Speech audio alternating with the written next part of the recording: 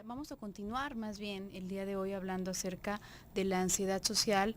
Aquí tus psicoanalistas de la radio, como de costumbre, José Luis Amarripa y tu servidora Gabriela Maldonado. ¿Qué tal, José Luis? ¿Cómo estás? Muy bien, Gabriela, ¿tú qué tal? Bien, gracias. Y bueno, si tú quieres participar con el tema del día de hoy, hacernos alguna pregunta, comentario, aportación, puedes hacerlo desde cualquier parte del mundo en que te encuentres. Nos puedes enviar un mensaje al WhatsApp, al celular 333-822-3208.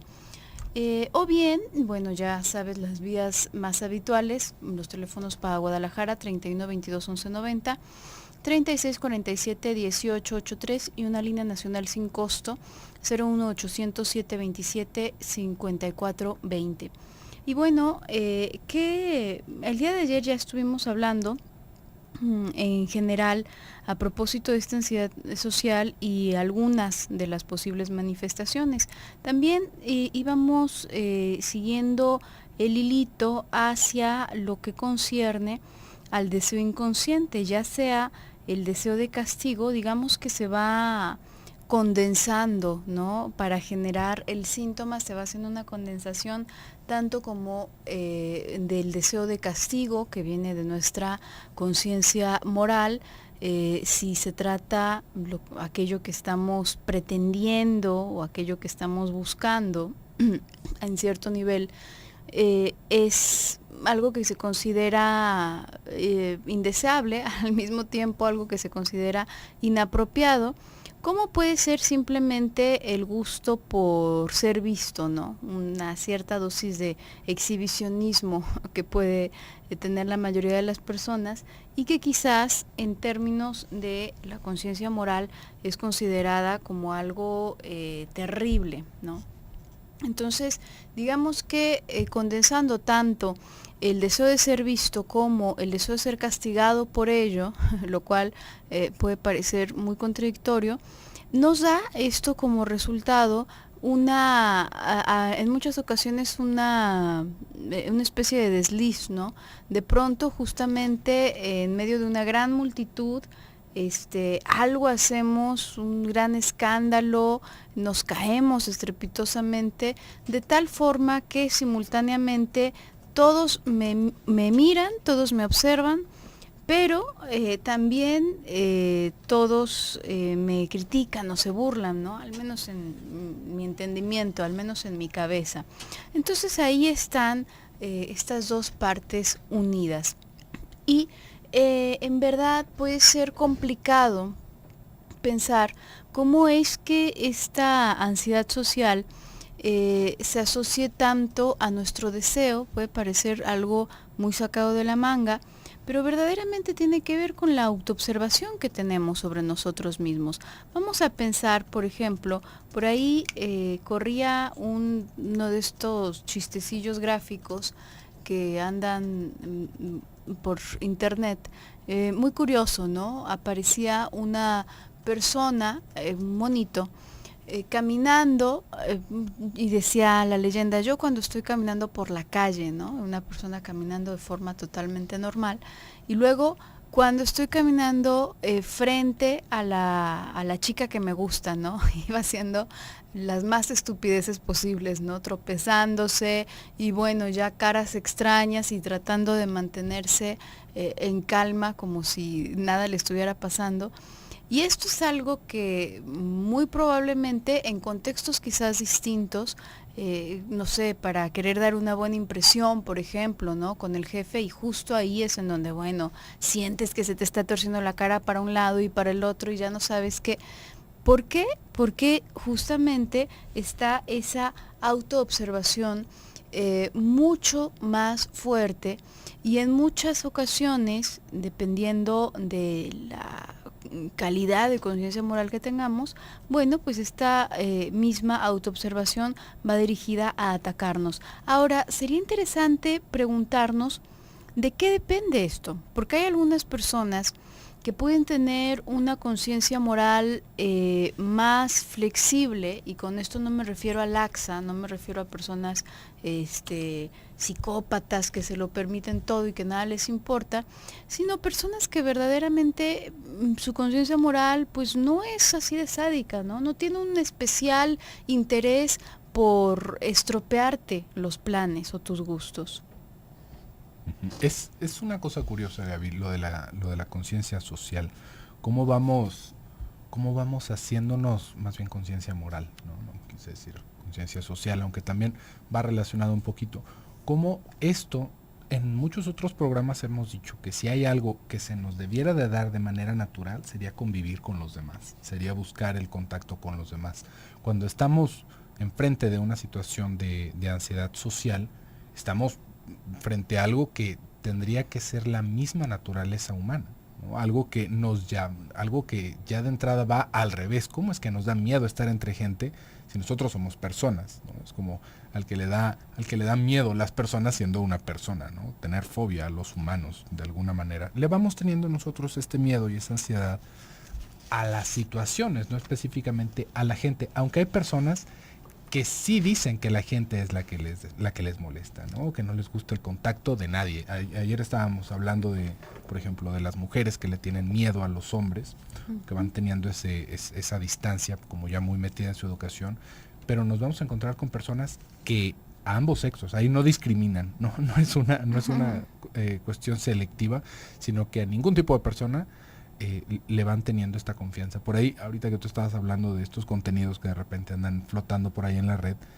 recuerdo a una persona que se subió al metro con un cubo de tubos. Imagínese una figura tridimensional hecha con tubos y la persona metida dentro del cubo. Y este cubo era su espacio personal. Era de alguna manera para que no se le acercara más de lo que permitían esos tubos las personas en el metro. Imagínense nada más la puntada, ¿no? Pero esto, más allá de irlo a criticar, tendríamos que pensar hasta dónde se intentan poner esos límites por el asco, por el miedo, por el temor que nos va generando el contacto con las demás personas, ¿no? Y como lo habíamos dicho el día de ayer, mientras más grande se necesite una defensa, más grande es la fuerza que estamos intentando controlar. Por eso es que si nos pusiéramos a pensar que esto es lo que más natural nos tendría que venir, ¿no? Es como si alguien fuera alérgico a la leche materna, ¿no? ¿Cómo es posible que se vuelva una formación sintomática, una situación así de constante, ¿no? Porque aparte no nos vamos a poder zafar de una situación social por más que queramos hacerlo. Hay personas que a veces no quieren ni abrir la puerta para recibir la comida que ellos mismos pidieron. Esto, si lo pensamos desde esta manera, nos vamos a dar cuenta de que hay todo un pleito con el placer, todo un pleito con las situaciones que nos puedan generar agrado, regresando una vez más a esta conciencia moral, en donde no es necesario que se nos haya dicho literalmente, no te le acerques a la gente, sino que hay toda una formación atrás, hay toda una deformación, podríamos pensarlo, de ese modelo en el cual nosotros vamos buscando, por un lado, aprobación de los demás, vamos buscando el afecto, vamos buscando un contacto, ¿no? Un contacto para satisfacer nuestras necesidades sexuales, y eso es lo que ha quedado borrado, tachado, más bien. Y esto se acaba resumiendo, no es que yo no pueda tener una relación con una persona, o no es que yo no me pueda acercar y tocar a otros, sino que vamos a cerrar todo el changarro, como dicen por ahí. Se prohíbe cualquier tipo de contacto con las personas, se prohíbe cualquier tipo de manifestación de afecto. Y esto se acaba viviendo de la manera, digamos, que nuestro inconsciente va encontrando más corta para evitar todo eso. No salgas de casa, no hables con la gente, no te rías, no te acerques. Y esto, todo fuera como que solamente nos fuera a salvaguardar de ciertas situaciones, porque ahí es en donde realmente nos dimos una entrampada de aquellas, porque en un intento por salvaguardar esta integridad moral que se nos ha planteado, desviada, ¿no?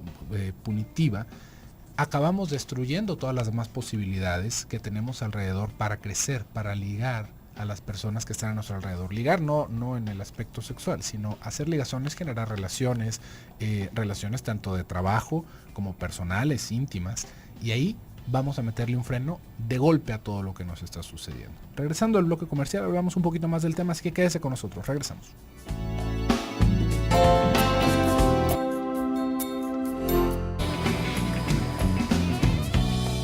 Regresamos a tu programa Desde tu Mirada, 6:19. Estamos hablando el día de hoy acerca de ansiedad social.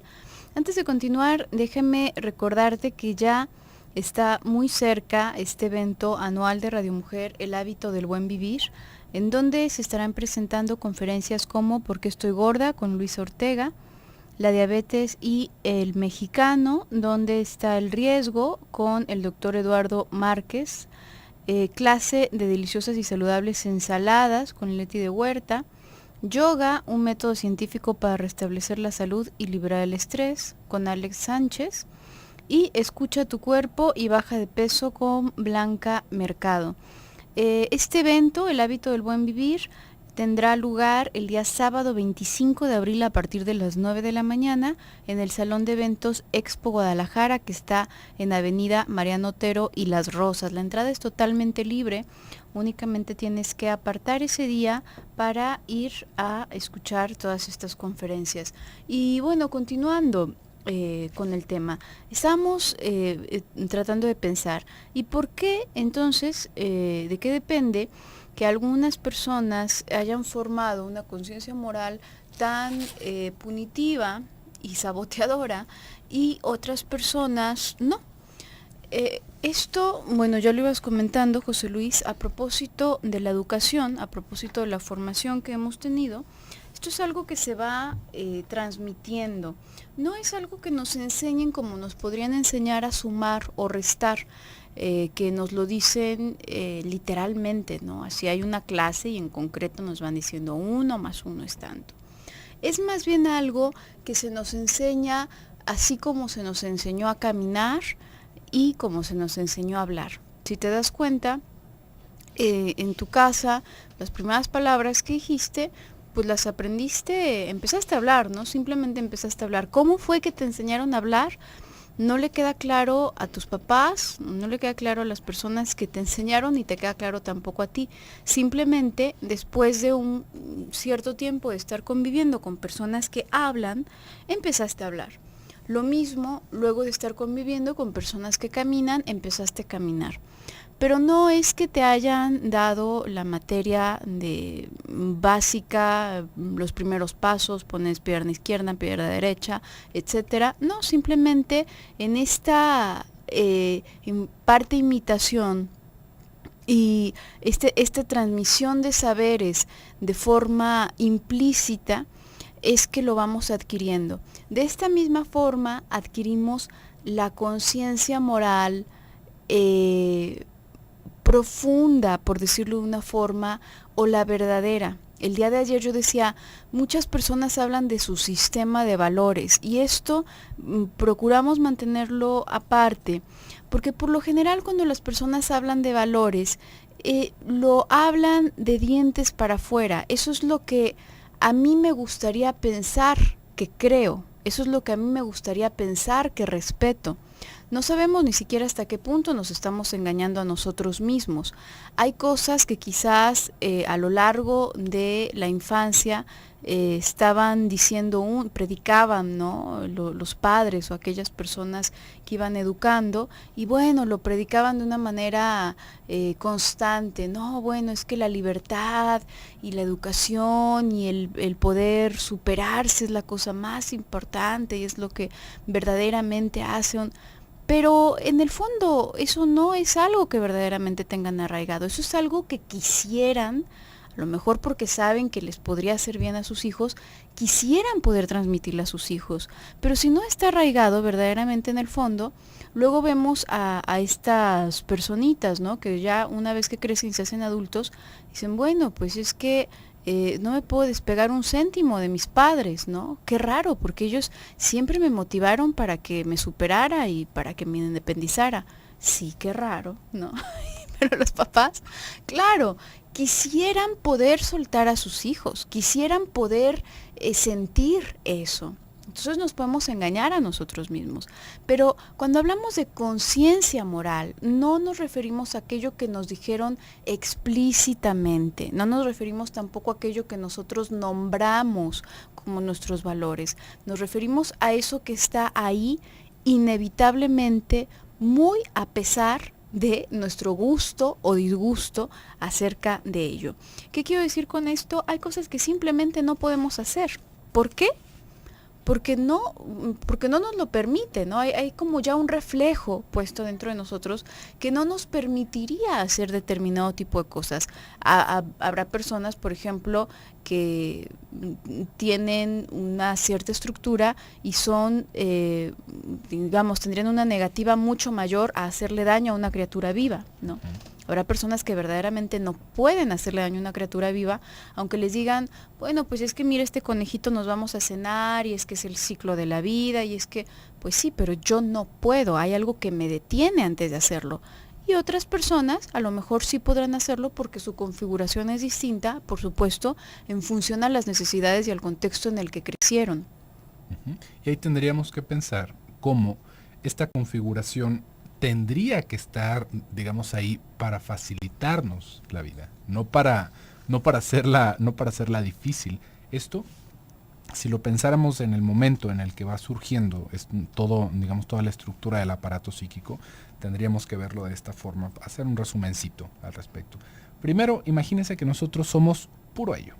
Tanto que hablamos acá del ello, somos puro ello. ¿Esto qué quiere decir? Somos pulsión, somos todas esas ganas, todo ese deseo, pero no hay nada que lo contenga. El niño tiene hambre y llora. El niño quiere comer y come hasta que se llena. El niño quiere defecar y se defeca hasta que ya no puede más, ¿no? Así llegamos al mundo. Llegamos como solamente ese ellito que lo único que quiere es satisfacerse. Poco a poco, digamos que una parte de ese ello va tocando, va rozando a la realidad. Y esta parte que va rozando la realidad imagínense que se le hiciera una costrita. Esa costrita es el yo. De alguna manera está encargado de poder administrar todo lo que tendría que ver con el contacto con el exterior. Porque por un lado nosotros sabemos que necesitamos satisfacernos, pero nos vamos dando cuenta de que hay más gente alrededor. Nos vamos dando cuenta de que no somos solamente esa boca o ese estómago, sino que estamos en un mundo rodeado de personas. Y la primera persona que vemos allá afuera es a nuestra madre. Entonces ese yo empieza a interactuar con esa madre.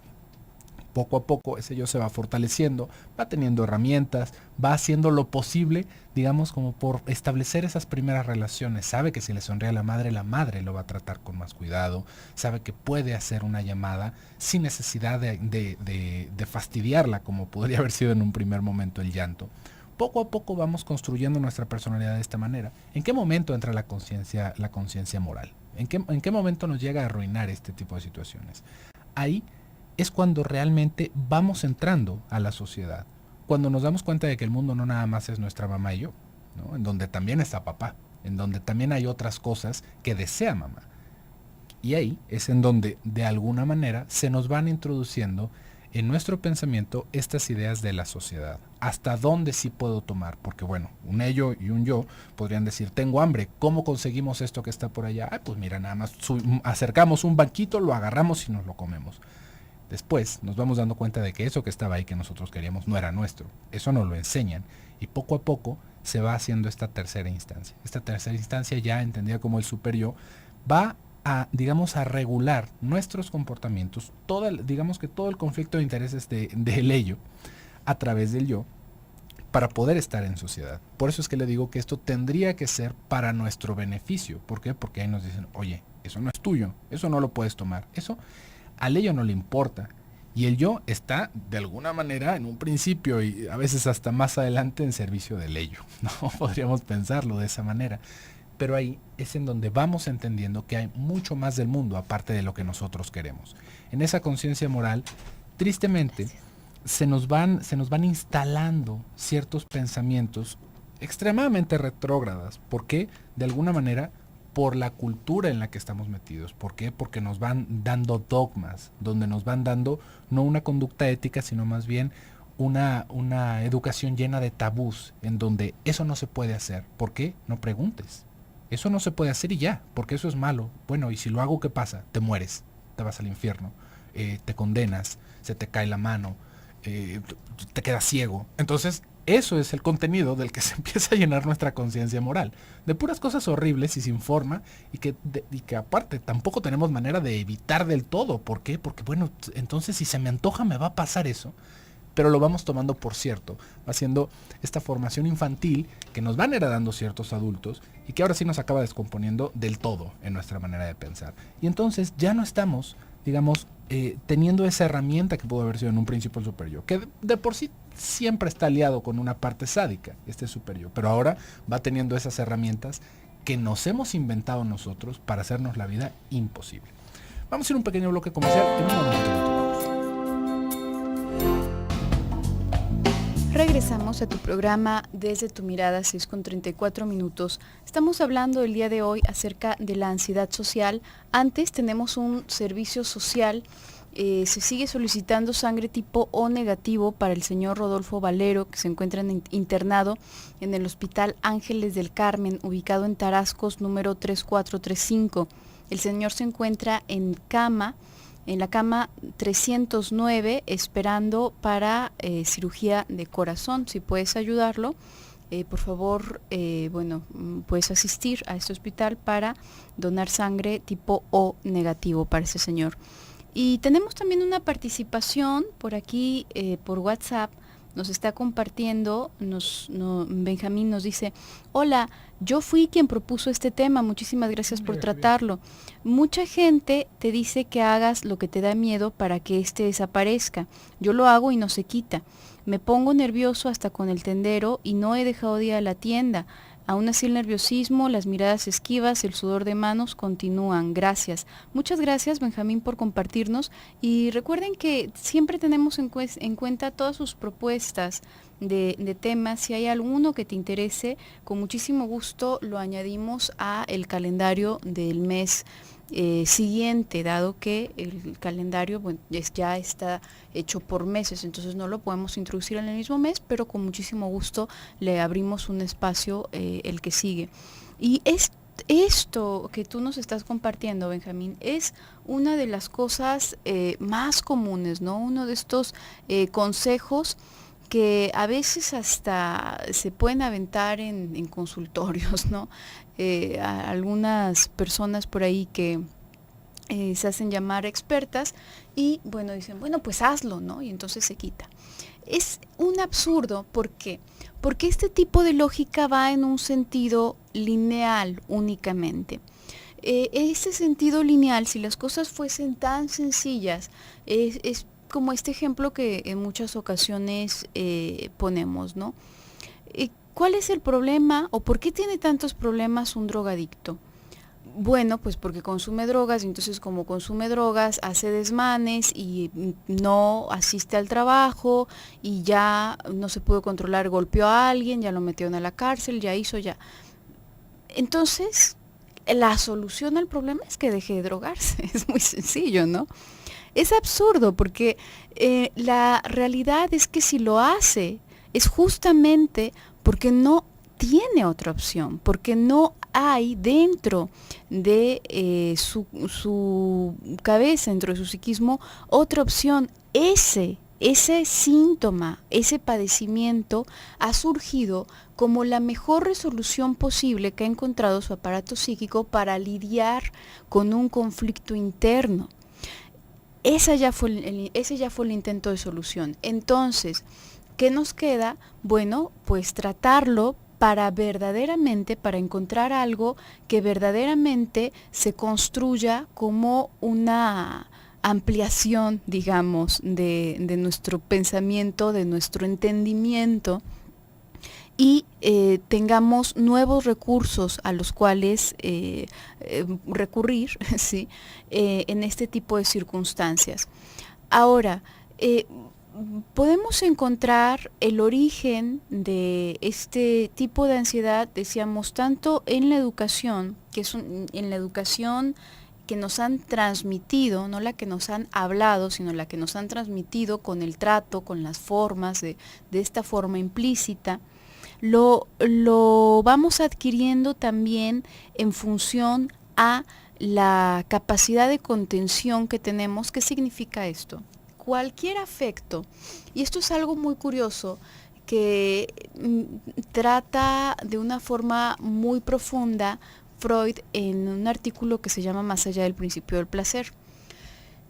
Todos los afectos, nosotros por lo general, y para efectos prácticos también, podemos hablar de sensaciones de placer y sensaciones de displacer. Por lo general pensamos en cosas que nos hacen sentir bien, cosas que nos hacen sentir mal. Pero hay algo curioso, el placer, lo que experimentamos como placer, no puede existir si no existiese el displacer, no en una cosa de yin yang, no en una cosa así. ¿Por qué? Porque lo que experimentamos como placer es una descarga de displacer. Nosotros nos sentimos satisfechos luego de comer porque teníamos hambre. Si no se acumula ese vacío, esa pequeña dosis de malestar en nuestro organismo, nunca aspiraríamos a un deseo que nos pudiese hacer sentir satisfechos. Entonces va muy de la mano. ¿Qué efectos tiene con lo que estoy queriendo decir? Que en realidad las sensaciones de excitación, de emoción, de gusto, de expectativa, también van muy de la mano con el displacer y también nos generan un cierto malestar, nos pueden llegar a generar un cierto malestar, porque se siente como algo, como agua en ebullición que va aumentando y va aumentando, y si nosotros no tenemos una capa protectora, digamos, que nos contenga tanto nuestros afectos hacia el mundo externo como los estímulos del mundo externo hacia adentro, una capa que nos permita como disimularlos o disminuirlos para que nos lleguen al centro más digeribles, y también a la hora de yo sacar uno de mis afectos para poder aterrizarlo en el mundo de afuera de una forma mucho más desmenuzada. Si no tenemos eso, cualquier afecto, aunque sea de gusto, cualquier noticia, aunque sea buena, nos va a quitar el sueño, nos va a angustiar y puede hacernos sentir verdaderamente mal. Uh-huh.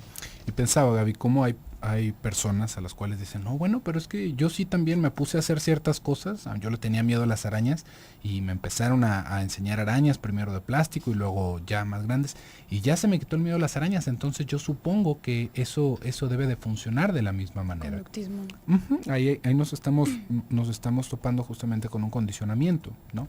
Y es curioso porque de alguna manera nos puede dar la idea de que hemos superado el miedo, ¿no? Pensemos en esto de las arañas. Es que el miedo no es a las arañas. El problema no es con las arañas. Las arañas solamente fueron ese elemento que se acabó eligiendo y significando para aportar nuestro miedo y nuestra ansiedad. Pero la ansiedad y el miedo no tienen nada que ver con las arañas, ¿no?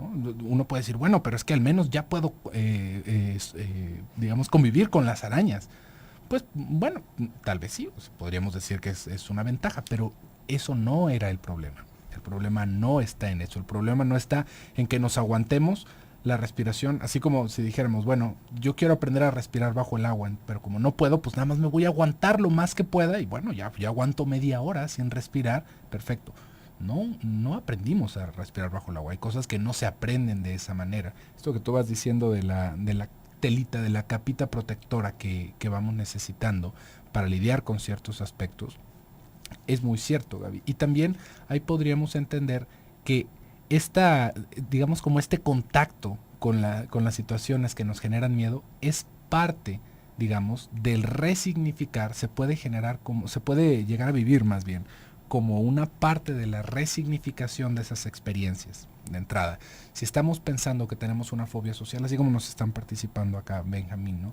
Si decimos, es que a mí me da miedo sostenerle la vista a las personas, me da miedo hablar con ellos, y por más que lo intento, pues sigo sudoroso, sigo temeroso de esas situaciones. No quiere decir que esto se nos va a pasar encerrados en casa leyendo un libro. No, es necesario también que nosotros nos vayamos empujando a hacer ciertas cosas, pero en un ritmo adecuado a nosotros mismos. ¿Por qué? ¿Por qué es esto? Porque, acuérdese, algo que decimos muy a menudo acá, si nosotros nos guardamos, nos evitamos de cualquier contacto, nos erosionamos psíquicamente. ¿Esto qué quiere decir? Que nos vamos deshumanizando. Y esto es una cosa peligrosísima para nuestra salud mental. No quiere decir que entonces yo voy a hacer todos estos ejercicios de meditación y lo demás y simplemente un día va a desaparecer mi miedo a las personas. No, si nosotros nos damos cuenta de que tenemos una situación así, le puedo recomendar, de las pocas cosas que le puedo recomendar, no abandone esas situaciones que le generan desconfort. No se eche para atrás. Intente sostenerse un poquito de tiempo. ¿Por qué? Porque si nosotros no hacemos por superar este tipo de cosas, no porque tarde o temprano se nos vaya a quitar, sino porque si no lo hacemos nos vamos a deteriorar más todavía. Nos vamos a llegar a empeorar al grado en el que ahora sí va a ser insoportable salir a la calle.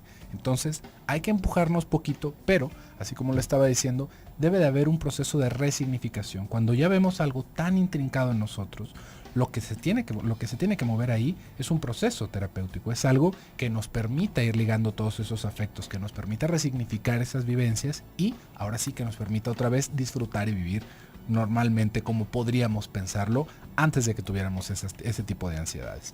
Vamos a ir a un pequeño bloque comercial, en un momentito continuamos. Regresamos con tu programa Desde tu Mirada, 6:49. Estamos en el último bloque del programa del día de hoy, ya para concluir con este tema acerca de ansiedad social. Tenemos una participación anónima, nos están compartiendo. Tengo una hija que cuando tenía 18 años le dio la enfermedad de lupus, ahora tiene 30. Hace unos días, buscando unos papeles, me encontré una carta en que mi hija me escribió a los 13 o 14 años, donde se disculpaba conmigo si me hacía renegar de los malos ratos, me decía que no era su intención, me pedía que no le pegara porque le dolían sus huesos, etc. Y yo no recuerdo haberle pegado fuerte, de hecho solo recuerdo llamarle la atención, porque mi enojo era que llegaba de la escuela y se acostaba a dormir por 3 o 4 horas. Ahora que leo la carta, pienso que quizás desde entonces estaba ya enferma, que si por lo que le decía cuando renegaba con ella es lo que llegó a enfermarse. Ahora no sé identificar por qué siento culpa, si tuve algo que ver con su enfermedad de lupus, y quiero preguntar también si nuestros hijos se pueden enfermar porque nosotros lo advertimos. ¿Qué me recomiendan? Fíjate, Anónima, aquí hay, y esto, bueno, tratando también de hablar una cuestión importante a propósito de la contención que íbamos hablando en el bloque pasado. Esta capita protectora que nos protege, nos permite tomar los estímulos del mundo externo sin que estos nos destruyan, sin que estos lleguen con una potencia arrasadora a nuestro psiquismo. Y de la misma forma nos permite sacar nuestros afectos y nuestras emociones internas hacia el mundo externo sin el riesgo de destruirlo al momento de hacerlo. Un niño no tiene esto. Nadie nace con esto. Esto también es otra cosa que se transmite. Los niños cuando están bebés pues tienen muy poca fuerza en su cuerpo, pero hacen unas rabietas impresionantes, pueden llegar a hacer unas rabietas impresionantes si no se sienten contenidos, ¿no? Dan patadas y se ponen morados de rabia y bueno, hacen y deshacen. Todavía cuando van más creciditos puede que sigan haciéndolo. Si llegásemos a nuestra edad adulta con la misma capacidad de contención que teníamos cuando éramos un bebé, probablemente mataríamos a diestra y a siniestra a cualquier persona que nos enojara. Y después de eso evidentemente significaría nuestra propia destrucción, porque entonces nos quedaríamos sin gente y sin mundo alrededor. Entonces, una persona que no ha podido consolidar esta capita protectora, siente en efecto que sus afectos van a arrasar y van a destruir a quien está afuera, o que estos de afuera pueden arrasarlos, pueden pasarles por encima muy fácilmente. Por eso hay tanto miedo. Y si esto no se ha transmitido, es porque probablemente los padres no tenían esa paz y esa tranquilidad para poder transmitirlo. ¿Qué quiero decir con esto? Aquellas cosas que hacen renegar a los padres, que les hacen llegar a su tope, que les ponen muy mal, por ejemplo, no duermas tanto tiempo, ¿no?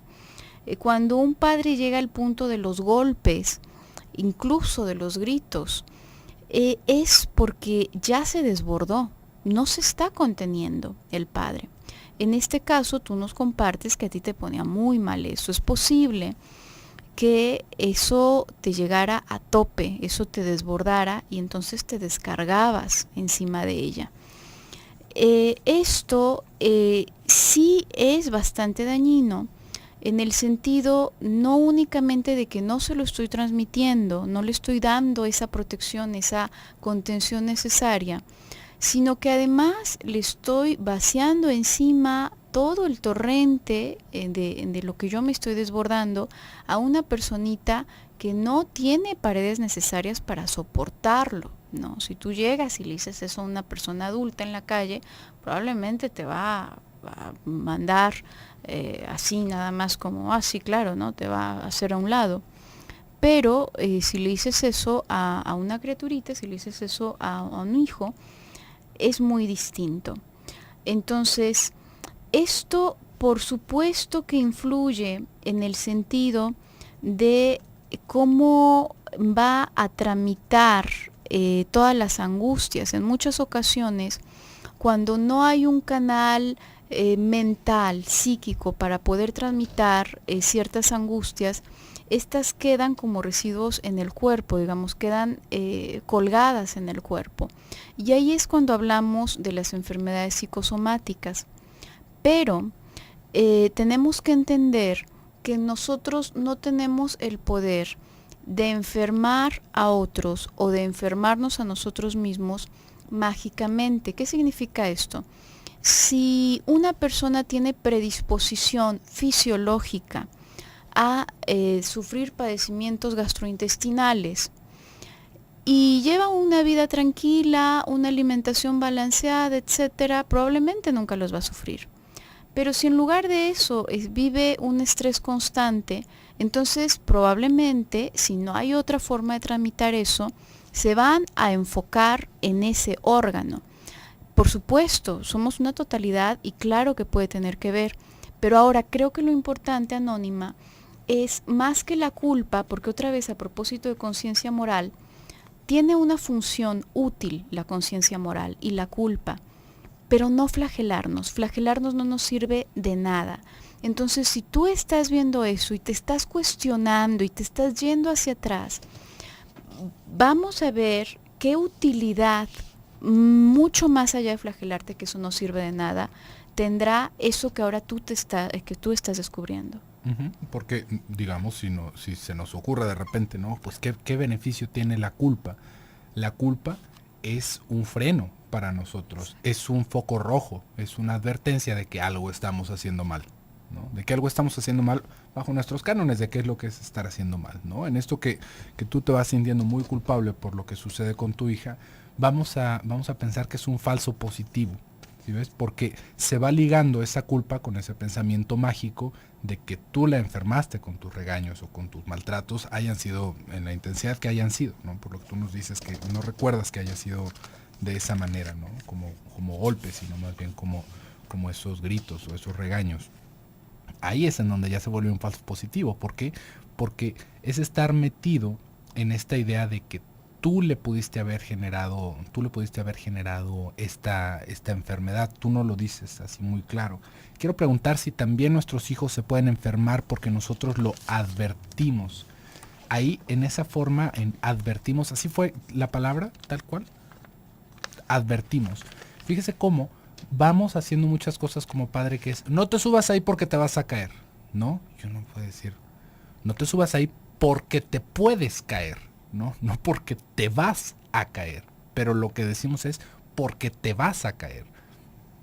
¿Por qué? ¿Cómo sabemos eso? ¿Tenemos algún tipo de percepción extrasensorial o vemos el futuro? ¿Cómo sabemos que te vas a matar haciendo eso, ¿no? Y uno dice, caray, no, ten cuidado, es peligroso, ¿no? No te pongas ahí, no hagas esto, te puedes lastimar. Pero no te va a pasar.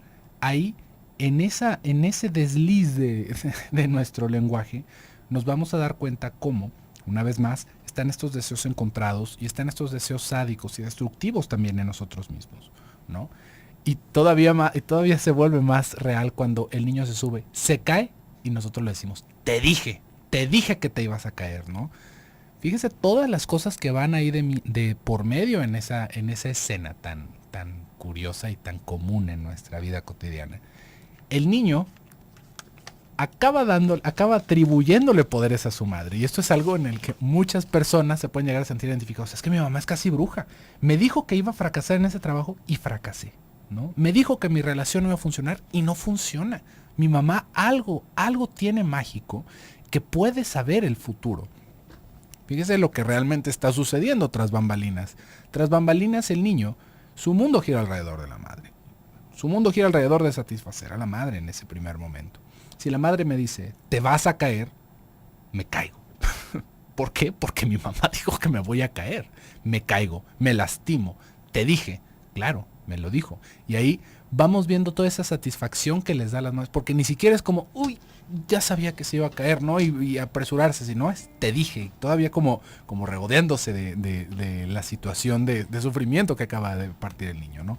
Ahí, como le estaba diciendo, pueden estar estos dos deseos de por medio. ¿Por qué? Porque también en nosotros está esa parte sádica, porque también está esa parte destructiva. Y eso es lo que nos acaba metiendo en estas situaciones de culpa. ¿Por qué? Porque tal vez por un lado, nosotros queríamos que algo malo pasara.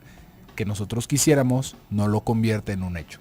Eso es lo que tendríamos que pensar ya como adultos. Mi pensamiento no destruye a los demás. Mis ganas de destruir no destruyen a los demás. Si así fuera, ¿cuánta gente quedaría sobre la tierra, ¿no? Después de dar una paseadita por López Mateos en una hora pico. Eso no sucede. El día de mañana posiblemente podamos hablar un poquito más de esto. Bueno, no, porque el tema ya no nos lo permite, pero bueno, esperemos que haya sido suficiente. Por el día de hoy nos despedimos. Soy José Luis Amarripa. Yo soy Gabriela Maldonado. Hasta luego.